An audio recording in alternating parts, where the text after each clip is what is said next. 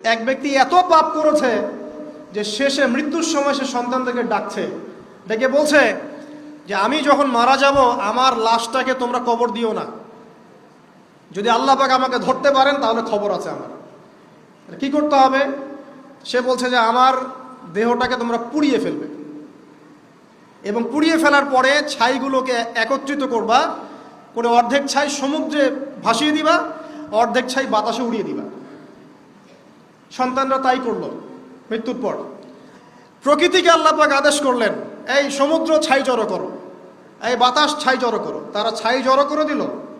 এই ব্যক্তিকে বলা হচ্ছে তুমি জীবিত করে আল্লাহ পাক বলছেন তুমি যে এই কাজটা করেছিলে, লিমা ফাআলতা হাদা, তুমি এই কাজটা কেন করেছো? তখন এই ব্যক্তি উত্তর দিচ্ছে, মিন খাশিয়াতিকা ইয়া রাব্বি ওয়া আনতা আ'লাম। হে আল্লাহ, আমি আমার বুঝে যা এসেছে আপনার ভয়েই আমি এই কাজটা করেছি, আর আপনি খুব ভালো করেই জানেন যে আমি আপনার ভয়ে করেছি নাকি অন্য কোনো কারণে করেছি, মানে আপনি আমার মনের কথা জানেন। আল্লাহ পাক তাকে মাফ করে দিলেন।